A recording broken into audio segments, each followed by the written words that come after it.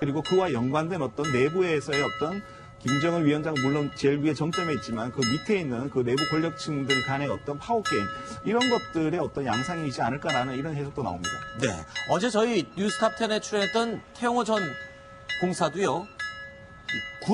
북한의 군부를 상대로 한 부정부패와의 전쟁 그리고 그 이상 기류를 진작에 짐작하고 있었다라고 언급했습니다. 12월 24일은 북한에서 김정은의 아버지 김정일을 최고사령관으로 추대한 27주기입니다. 네. 북한에서는 대단히 큰 행사입니다. 그러면 이건 최고사령관 추대 행사이기 때문에 당연히 이거는 군부 행사입니다. 그러네요. 그러면 정상대로 움직인다면 군부가 적어도 김정일의 유언을 받들어서 김정은을 충성으로 받들겠다 이런 충성의 결의 모임 정도는 하고 네. 그것이 이제 대대적으로 언론에 보도가 되는데 어제도 이제 군부 행사는 이제 별로 없었습니다. 정상적인 활동하는 여기에 이제 군부 인사들이 지금 보이지 않고 있는 겁니다. 자, 김종호 시장님. 그러니까 노동신문에도 벌써 3차례에 걸쳐서 부정부패를 없애야 된다라는 글이 대대적으로 보도가 됐거든요. 네. 이것만 봐도 당분간은 북한 사회 내부에 지금 부정부패 척결에 대한 숙청이 계속 이어질 것 같습니다. 자, 부정부패 척결을 하는 것은 아주 우리가 이면을 봐야 되는데, 네. 북한 주민들이 내가 배가 고픈 것은 김정은 위원장을 참 잘하는데, 네. 밑에 중간 간부들이 최고 지도자의 지시를 잘 이행하지 않고, 네. 착복을 해서 부정부패 때문에 내가 이렇게 배가 고프다. 그러니까 현재 북한이 유엔 제재 때문에 굉장히 현재 힘든 상태입니다. 네. 체제가 현재 존속할 거냐 말까는 붕괴 위험에 처했기 때문에 김정은 위원장이 일단은 불만을 이 중간 간부들한테 돌리기 위해서 네. 부정부패 척결 운동을 시작하는 것이고 그렇게 해야만 우리 체제를 유지할 수 있는 그 방법이 되기 때문에 현재 대대적으로 앞으로 장기간 계속해 나갈 겁니다. 네. 그러면서 경제를 총 책임져 한 사람을 누군가를 아마 죽일 겁니다. 자, 이번에 며칠 후면 발표될 북한 김정은 위원장의 신년사에도 이런 내용이 담길 것으로 예측이 되고 있습니다. 들어보시죠.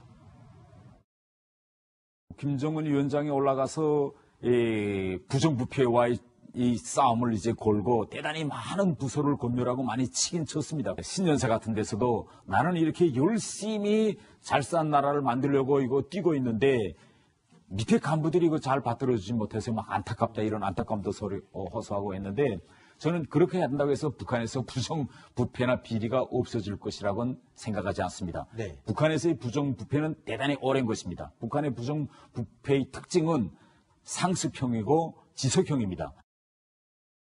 안 박사님, 자, 부정부패와의 전쟁, 공무원들을 대상으로 하는 것으로 알고 있는데 심지어 지금 평양에서는 대학생들을 상대로도 이런 작업이 벌어지고 있다. 대학생들이 추방당하고 있다고요. 그렇죠. 이게 대학생들도 종종 당당하게 시험 쳐서 성적으로 들어온 사람보다는 김일성종합대학도 경제학부 같이 제일 좋은데 3만 달러, 좀 안 좋은 지리학부는 뒷문으로 들어오는데 10,000달러 이렇게 다 부정부패 액수가 정해져 있는 겁니다. 네. 그러니까 부정부패 자체가 이 사회주의라는 건 공급으로 하는데 공급이 차단돼 있으니까 결국 뇌물로 찔러주는 걸로 모든 게 이루어지고 있고 또 김정은이 위원장이 지금 뭔가 경고를 해야 되고 워닝하려면 평양시에서 숫자를 좀 인구를 줄여야 되는데 평양의 숟가락이 늘어나면은 그게 어떻게 보면 김정은 위원장에겐 권력에 대한 도전으로 비춰지고 있고 이러다 보니까 부정부패라는 명목으로 한번 이렇게 완전히 들쑤셔 나가지고 지방으로 쫓아내리 보내고 이렇게 해서 네. 겁을 주는 이런 정치가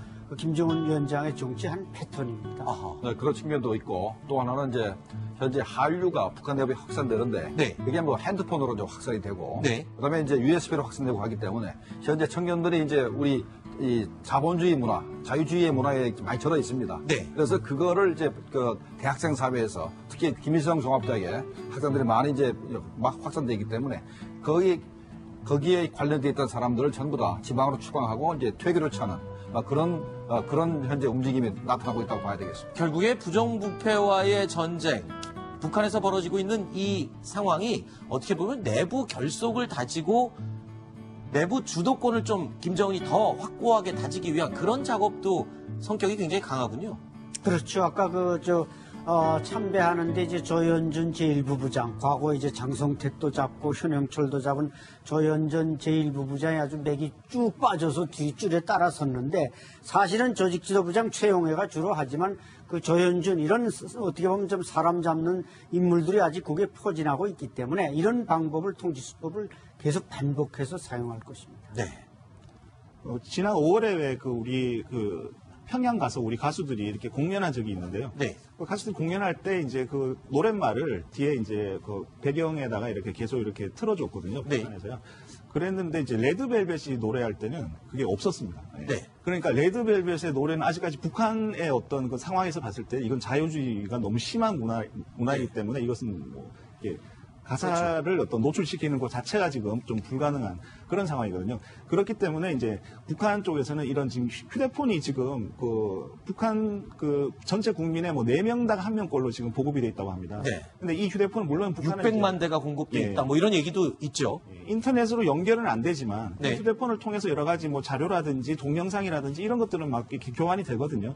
이런 것을 통해서 상당히 우리 한국의 어떤 문화 이런 부분들이 침투가 돼 있고 이것을 상당히 지금에서는 체제의 어떤 위기로 이렇게 지금 생각하는 것 같습니다. 네. 근데 재미있는 거는 학생들에만 이게 우리 한류 문화가 전파된 게 아니고 북한이 조선중앙TV에서 운영하고 있는 아나운서들도 전부 다 우리 서울 말씨를 쓰기 시작했습니다. 네. 보면은 우리가 과거에 북한 조선중앙TV에서 나타나서 이제 하는 아나운서들이 상당히 강력한 평양 말투를 마셨는데 최근 들어서 말투가 네. 상당히 서울 말투에 가까워졌는데 네. 그것 자체가 이 사람들이 얼마나 한국 드라마를 많이 봤다는 게 바로 거기서 드러나는 것 같습니다. 알겠습니다.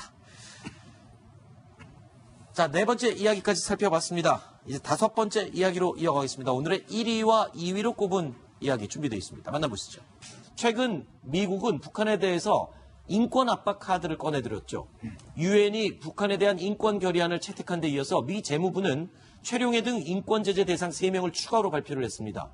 최근 북한을 달래는 차원에서 이렇게 인권 제재를 가동을 했다가 또 펜스 부통령의 경우는 인권 연설을 취소하면서 대화 테이블로 이끌기 위한 유도까지 했는데요.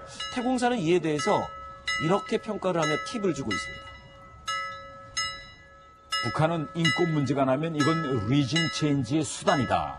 이렇게 보고 있습니다. 북한의 인권 상황이 개진되려면 결국은 김씨 일가가 정권에서 물러난 길밖에 없습니다. 이건 김정은도 잘 알고 있습니다.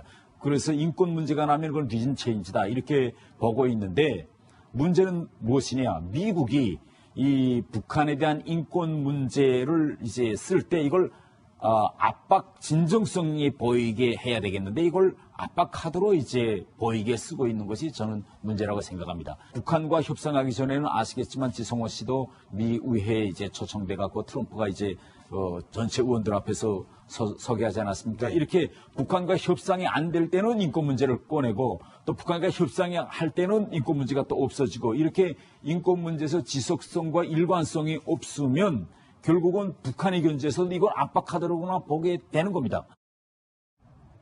여태까지 안 박사님도 그렇고 우리 패널들께서 인권 문제는 북한의 쓰라리고 아픈 곳이다 했던 그 이유를 구체적으로 이제 이해를 할 수 있을 것 같습니다. 그런데 이게 북한 내에서는 인권 문제 그러면 정권을 교체해야 되는 문제로 그냥 즉시 인식을 하는 그런 문제였군요. 그렇죠. 그러니까 인권 문제 자체가 불거진 출발점이 바로 김일성에서 김정은로 세습 정권이 나올 때부터 북한의 인권 문제가 전 세계에 관심을 받기 시작한 겁니다. 네.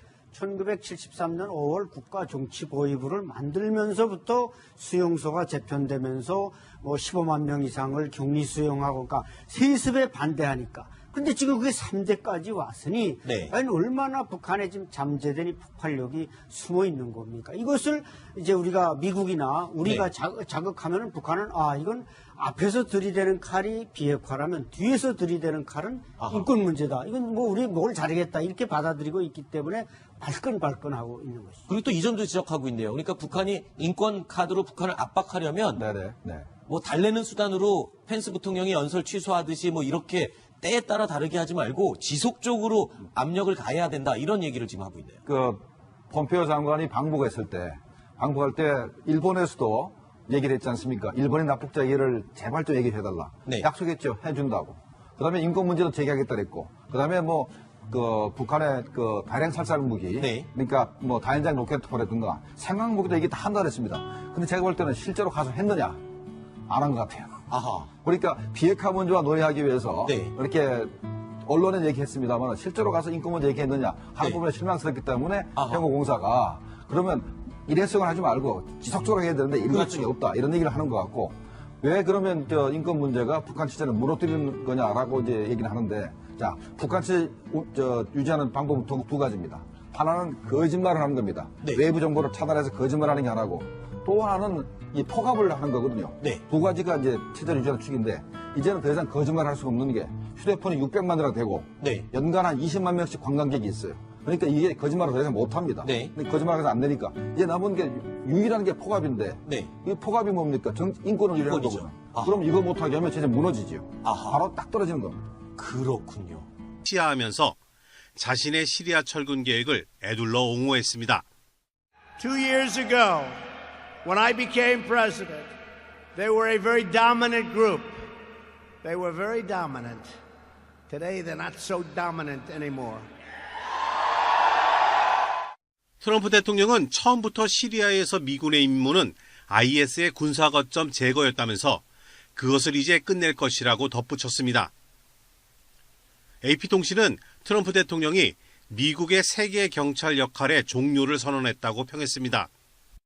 America shouldn't be doing the fighting for every nation on earth, not being reimbursed in many cases at all. If they want us to do the fighting, they also have to pay a price.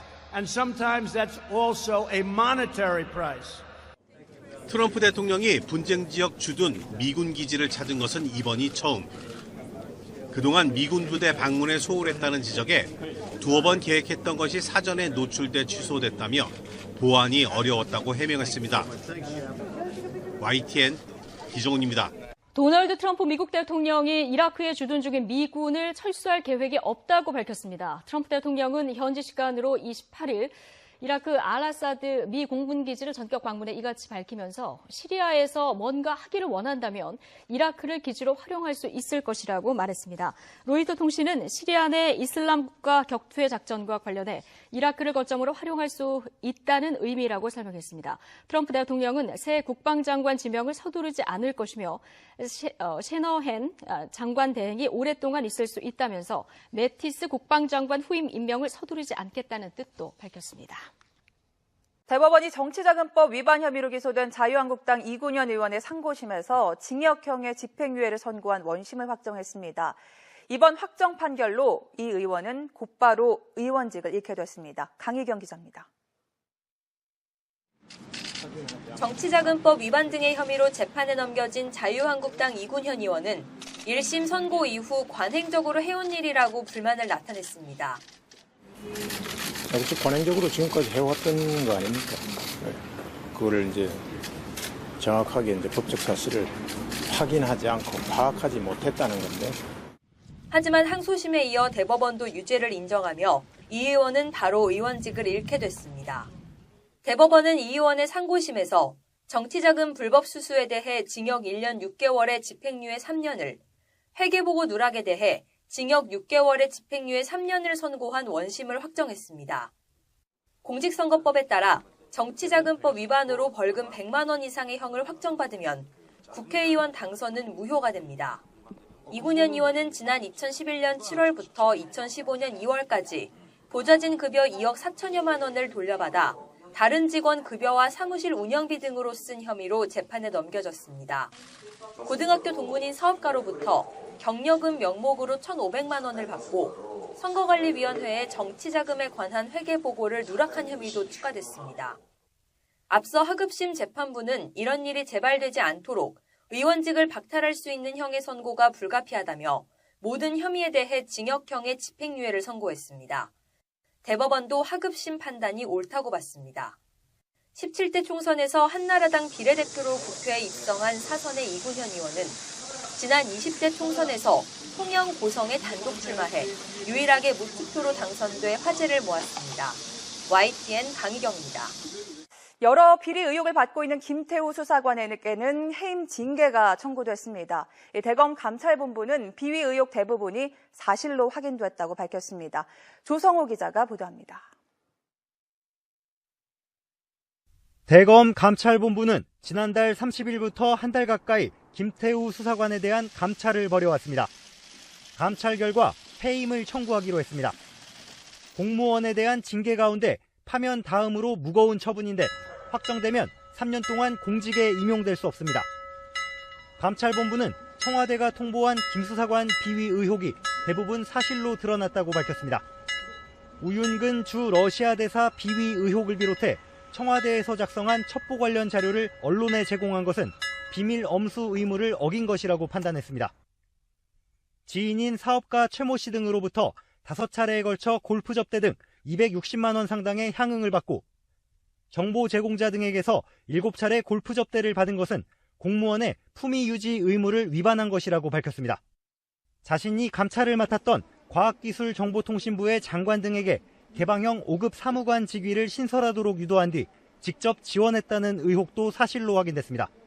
문재인 정부 출범 직후에는 사업가 최 씨에게 특감반에 파견되도록 도와달라는 인사청탁을 하고 최 씨가 연루된 뇌물사건 경찰 수사에 부당하게 개입하려 시도한 것도 징계 사유로 꼽혔습니다.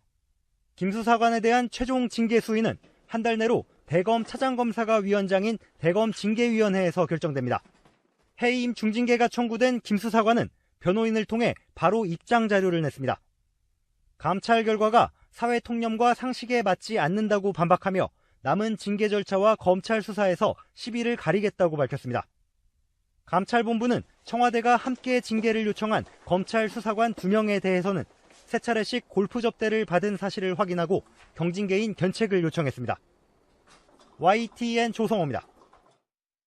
청와대 특별감찰반에 파견됐다가 비위가 적발돼 검찰로 복귀한 김태우 수사관에게 해임 징계가 청구됐습니다. 대검 감찰본부는 비위 의혹 대부분이 사실로 확인됐다고 밝혔습니다. 조성호 기자의 보도입니다. 대검 감찰본부는 지난달 30일부터 한 달 가까이 김태우 수사관에 대한 감찰을 벌여왔습니다. 감찰 결과 해임을 청구하기로 했습니다. 공무원에 대한 징계 가운데 파면 다음으로 무거운 처분인데 확정되면 3년 동안 공직에 임용될 수 없습니다. 감찰본부는 청와대가 통보한 김 수사관 비위 의혹이 대부분 사실로 드러났다고 밝혔습니다. 우윤근 주 러시아 대사 비위 의혹을 비롯해 청와대에서 작성한 첩보 관련 자료를 언론에 제공한 것은 비밀 엄수 의무를 어긴 것이라고 판단했습니다. 지인인 사업가 최모 씨 등으로부터 5차례에 걸쳐 골프 접대 등 260만 원 상당의 향응을 받고 정보 제공자 등에게서 7차례 골프 접대를 받은 것은 공무원의 품위 유지 의무를 위반한 것이라고 밝혔습니다. 자신이 감찰을 맡았던 과학기술정보통신부의 장관 등에게 개방형 5급 사무관 직위를 신설하도록 유도한 뒤 직접 지원했다는 의혹도 사실로 확인됐습니다. 문재인 정부 출범 직후에는 사업가 최 씨에게 특감반에 파견되도록 도와달라는 인사청탁을 하고 최 씨가 연루된 뇌물사건 경찰 수사에 부당하게 개입하려 시도한 것도 징계 사유로 꼽혔습니다. 김 수사관에 대한 최종 징계 수위는 한 달 내로 대검 차장검사가 위원장인 대검 징계위원회에서 결정됩니다. 해임 중징계가 청구된 김 수사관은 변호인을 통해 바로 입장 자료를 냈습니다. 감찰 결과가 사회 통념과 상식에 맞지 않는다고 반박하며 남은 징계 절차와 검찰 수사에서 시비를 가리겠다고 밝혔습니다. 감찰본부는 청와대가 함께 징계를 요청한 검찰 수사관 2명에 대해서는 3차례씩 골프 접대를 받은 사실을 확인하고 경징계인 견책을 요청했습니다. YTN 조성호입니다. 네, 환경부 산하기관 임원들의 사퇴 동향 문건에 등장하는 일부 퇴직 임원들에게 실제 사퇴 압박이 있었다는 증언이 나왔습니다. 일부 퇴직 임원들은 업무 추진비 감사 후 사퇴 요구를 받거나 지인을 통해 사퇴 압력을 받았다고 주장했습니다. 황선욱 기자입니다. 환경부 감사관실이 작성했다고 시인한 문건에 나오는 임원은 8개 산하기관 24명입니다. 이 가운데 한 퇴직 임원은 지난 1월 일괄 사표 제출 요청이 있어서 임원회의에서 논의를 했고 환경부 출신들이 먼저 사표를 썼다고 말했습니다. 그런 다음 환경부에서 업무 추진비 감사를 했고 감사관이 사표를 종용했다고 밝혔습니다. 감사실에서 와가지고 서로 이제 업무 추진비 감사를 하고 감사관이 사표를 써주는 게 좋겠다고 그래. 그때 써줬지 내가 그래서. 다른 산하기관의 한 퇴직 임원은 종교계 인사를 통해 사표 제출 종용을 받았다고 밝혔습니다. 그래서 이 종교계 인사에게 사표를 종용한 환경부 고위 관계자에게 항의 전화를 걸었지만 정권이 바뀌었는데 사표를 내야 되지 않느냐는 얘기를 들었다고 말했습니다. 좋은 사람 보냈을 테니 얘 사표 받아라. 그게 말이 돼요? 전화해서 직접 얘기하지. 그랬더니 뭐 정권 바뀌었는데 그래서 아니 정권이 바뀌었든 안 바뀌었든 이런 식으로 일하지 마세요. 그러고 전 전화 끊었죠. 환경부는 동향 파악 차원에서 감사관실에서 문건을 작성했을 뿐 사퇴를 압박한 일은 없다고 부인했습니다. 또 김태우 수사관의 요청에 따라 문건을 건넸지만 장 차관에게는 보고하지 않았다고 해명했습니다. 하지만 애초 문건을 작성한 적도 보고한 적도 없다고 했다가 뒤늦게 말을 바꿔 거짓 해명 논란을 낳고 있습니다. 또 여러 산하기관 임원의 거취와 관련된 중요한 사안을 장 차관에게 보고조차 하지 않았다는 해명도 설득력이 떨어진다는 지적을 받고 있습니다. YTN 황순욱입니다. 정치자금법 위반 혐의로 기소된 자유한국당 이군현 의원의 상고심에서 대법원이 징역형의 집행유예를 선고한 원심을 확정했습니다. 이 의원은 이번 판결로 의원직을 잃게 됐습니다. 취재기자 연결합니다. 강기경 기자. 네, 사회부입니다. 네, 판결 내용, 특히 어떤 일로 유죄가 확정된 것인지 궁금합니다. 네, 정치자금법 위반 혐의로 재판에 넘겨진 자유한국당 이군현 의원이 대법원 판결로 의원직을 잃게 됐습니다. 대법원은 이군현 의원의 상고심에서 정치자금 불법 수수에 대해 징역 1년 6개월에 집행유예 3년을 선고한 원심 판결을 확정했습니다. 회계보고 누락에 대해서도 징역 6개월에 집행유예 3년을 선고한 원심 판결을 확정했습니다. 앞서 이군현 의원은 19대 국회 때인 지난 2011년 7월부터 2015년 2월까지 보좌진 급여 가운데 2억 4천여만 원을 돌려받아 국회에 등록되지 않은 다른 직원의 급여와 사무실 운영비 등을 쓴 혐의로 재판에 넘겨졌습니다. 선거관리위원회에 정식으로 신고하지 않은 예금 계좌에서 사용한 정치자금의 수입 지출 보고를 누락하고 고등학교 동문인 사업가 허모 씨로부터 2011년 5월 경력금 명목으로 1,500만 원을 수수한 혐의도 받았습니다. 앞서 1심과 2심은 이런 일이 다시 벌어지지 않게 하려면 의원직을 박탈할 수 있는 형의 선고가 불가피하다며 모든 혐의에 대해 징역형의 집행유예를 선고했습니다. 대법원도 하급심 판단이 옳다고 봤습니다. 공직선거법에 따라 정치자금법 위반으로 벌금 100만 원 이상의 형을 확정받으면 국회의원 당선은 무효가 됩니다. 지금까지 사회부에서 YTN 강희경입니다. 요즘 같은 방학 때가 되면 건축자재로 사용된 1급 발암물질이죠. 성면을 제거하는 공사를 벌이는 학교가 많습니다. 아이들의 건강을 위해 성면 없는 학교로 만들겠다는 겁니다.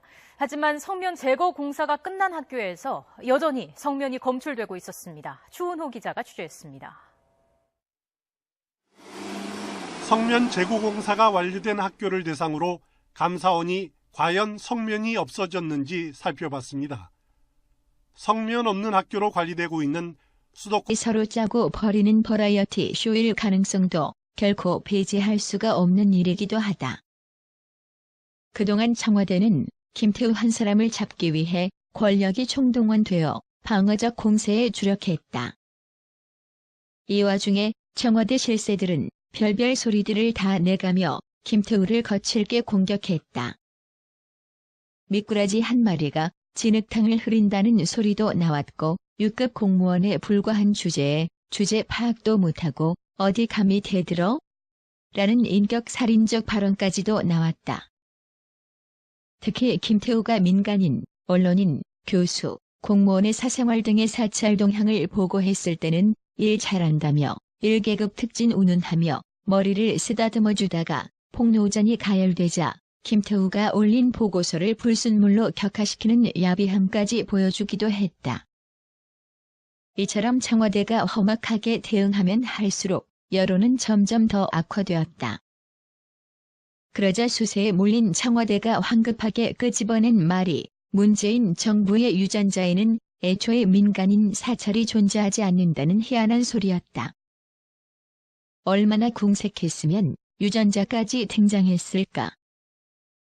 이만하면 문재인 정부의 유전자에는 달면 삼키고 쓰면 뱉어버리는 내로남불식 유전자가 권력 내부에 만연되어 있음을 알 수가 있는 일이기도 했다.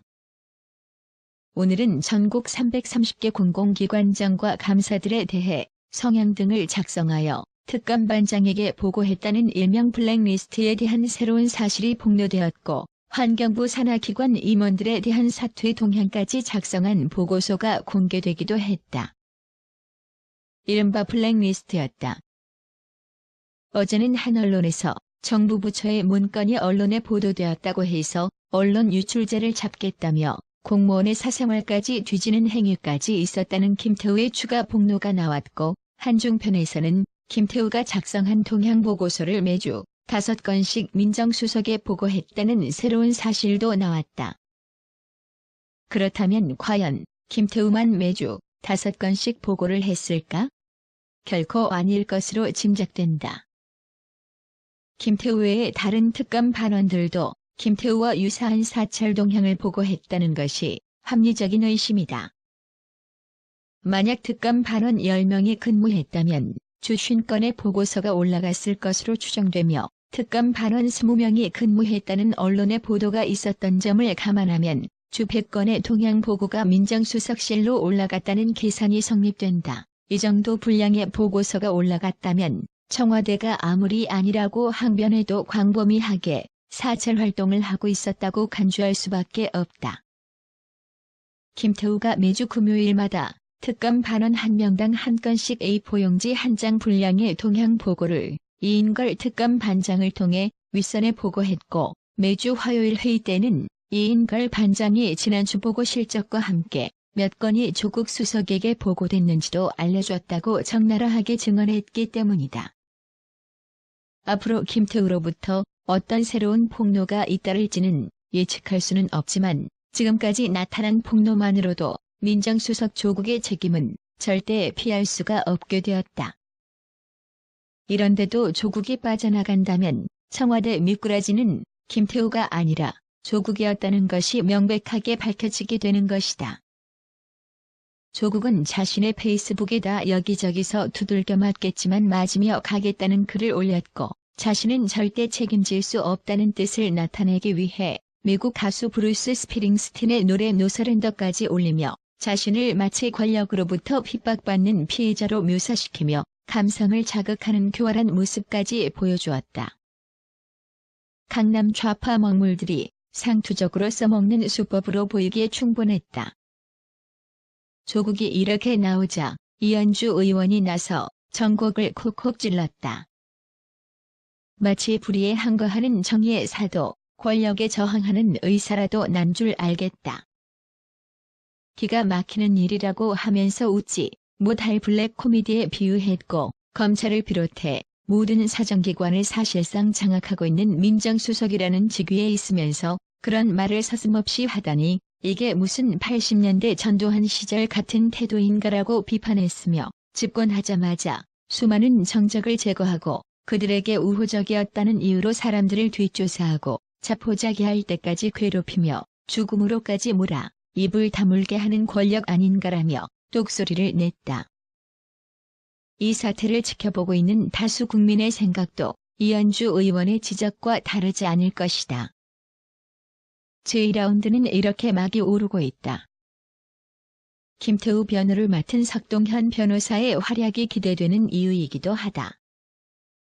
잠담한 죽음 보고도 김용균법 원점 되돌린 한국당. 위험의 위주화를 방지하는 이른바 김용균법 논의가 사실상 원점으로 돌아갔다. 자유한국당이 재계의 반발 논리를 들어 산안법이 산업 전반에 미치는 영향에 대한 공개 토론을 제안하면서 국회 상임위원회 논의에 제동을 건 탓이다. 여야는 27일 본회의를 앞두고 같은 날 오전 국회 환경노동위원회 소위를 다시 열어 의견을 좁혀보겠다는 방침이지만 자유한국당이 공개 토론 요구를 굽히지 않고 법안 자체에 부정적인 태도를 내비치면서 산안법의 연내 처리는 무산될 가능성이 높아졌다. 국회 환노위는 26일 고용노동소위원회를 열어 위험의 위주화 금지를 비롯해 산업 현장의 안전 규제를 대폭 강화하는 내용의 산안법 개정안을 논의했으나 합의에 이르지 못했다. 표면적인 이유는 8개 쟁점 가운데 사업주에 대한 책임 강화와 양벌 규정 등 2개 쟁점에 대한 이견을 좁히지 못했다는 것이다. 고용노동소위의 합의가 불발된 뒤 여야는 간사협의와 문희상 국회의장 주재 교섭단체 3당 원내대표 회동을 통해 접점을 모색했지만 답을 찾지 못했고 본회의를 앞두고 다시 회의를 열어 산안법 처리 문제를 논의하기로 했다. 국회 환노위 고용노동소 위원장인 자유한국당 이미자 의원은 간사협의 뒤 기자들과 만나 도급인 책임 강화와 관련해 다시 한번 이해 당사자들을 모아 공개 토론을 하자는 소위 위원들의 의견이 나와 이를 간사 간 협의에서 논의했다며 기한보다 내용이 중요하기 때문에 공개 토론을 하고 나서 법을 통과시켜도 늦지 않다고 밝혔다. 임 의원은 산안법의 27일 본회의 처리 가능성과 관련해 일단 가능성을 열어놓고 있고 아침에 각 당별로 입장을 정리해 이야기하면 진전이 있을 수 있다고 덧붙였다. 애초 여야는 지난 24일 회의에서 정부가 지난달 국회에 제출한 전부 개정 법률안 처리의 뜻을 모은 만큼 이날 최종 합의가 나올 것이란 전망이 높았다. 8개 쟁점 가운데 유해, 위험 작업에 대한 도급 금지, 하청의 재하청 금지, 작업 중지권 보장, 보호 대상 확대, 산재 예방 계획 구체화 등의 방향으로 법 개정을 추진하자는 데 여야 간 원칙적 공감대가 형성됐기 때문이다. 분위기가 급반전된 건 이날 오후 열린 자유한국당 의원총회에서 법안을 신중히 검토해야 한다는 의견이 나오면서부터다. 나경원 원내대표는 이날 의총에서 김용균 씨의 사망을 보며 정말 안타까운 죽음이고 다시 이런 일이 있어선 안 된다고 생각하지만 법조문이 굉장히 많아 환노위에서 제대로 검토해 합의해 나가야 한다고 본다고 밝혔다. 이어 그동안 강사법과 근로시간 단축법을 합의해 줬는데 잘못할 경우 부작용이 크다는 것을 많이 봐왔다며 산업 현장에 제대로 된 안전을 담보하는 법이 되게 하겠다고 말했다. 이와 관련해 정용기 정책위 의장도 산안법이 이대로 가게 되면 대한민국 산업계 전체를 민주노총이 장악하게 되는 결과가 된다. 원청의 책임이 무한정 확대되면 기업 경영 존립 기반이 와해된다는 주장을 폈다. 자유한국당 관계자는 한국당에서 못 받을 내용이 이미 합의된 내용 안에 너무 많았다고 말했다. 자유한국당 환노위원들이 산안법이 산업 전반에 미치는 영향을 잘 알지 못해 기업 등의 우려를 제대로 반영하지 못했다는 얘기다. 최근 건설협회 등 재계 관계자들은 자유한국당 의원들을 찾아 산안법 졸속 합의에 대한 우려를 적극적으로 전달한 것으로 알려졌다. 자유한국당이 갑작스레 공개 토론을 주장하고 나서면서 여당은 물론 다른 야당도 자유한국당의 주장처럼 이해 당사자들이 참석하는 공개 토론을 다시 하자는 건 사실상 논의를 원점으로 돌리자는 얘기라고 반발하고 있다. 환노위 더불어민주당 간사인 한정혜 의원은 자유한국당의 공개 토론 주장에 대해 정부가 지난 2월 입법 예고를 하고 11월 산안법 전부 개정안을 내기까지 수십 차례 의견을 듣고 공청회도 했다며 합의가 안 되는 쟁점도 아닌데 다시 토론회나 공청회를 하자는 것은 쟁점을 다시 원래대로 돌리는 것 아니냐고 지적했다. 환노위 간사인 김동철 바른미래당 의원도 그간 한국당 의원들이 문제 제기했던 건 다 해소시키고 보완했는데 왜 이제 와서 다시 공개 토론을 하자는 건지 모르겠다고 말했다. 김학용 환노위원장은 이날과 한 통화에서 산안법의 연내 처리 가능성을 묻는 질문에 정치가 생물이니까 어떻게 변할지 모른다면서도 현재로선 산안법의 처리가 어렵다고 말했다. 나경원 원내대표 역시 이날 열린 한국당 의총에서 지난 15일 여야 3당 교섭단체 원내대표의 12월 임시국회 합의 당시 산안법 개정안 처리는 포함되지 않았다는 점을 언급하기도 했다. 자유한국당은 12월 임시국회 회기가 1월 15일까지인 만큼 논의할 시간이 더 있다고 강조한다. 27일 처리하지 않아도 임시국회 남은 기간 동안 추가 논의를 이어갈 수 있다는 주장이다. 하지만 상한법 자체에 대해 자유한국당 내부 기류가 부정적으로 흐르면서 실제 논의가 진전될 수 있을지는 불투명하다. 안녕하세요. 이것은 새롭고 가장 정확한 소식을 여러분들에게 제공하기 위한 새로운 프로그램이다. 국내와 국외 둘 다 정확하게 정보를 파악하기 위해 신청 및 옹호해 주시기 바랍니다. 감사합니다. 이것은 새롭고 가장 정확한 소식을 여러분들에게 제공하기 위한 새로운 프로그램이다. 국내와 국외 둘 다 정확하게 정보를 파악하기 위해 신청 및 옹호해 주시기 바랍니다. 감사합니다.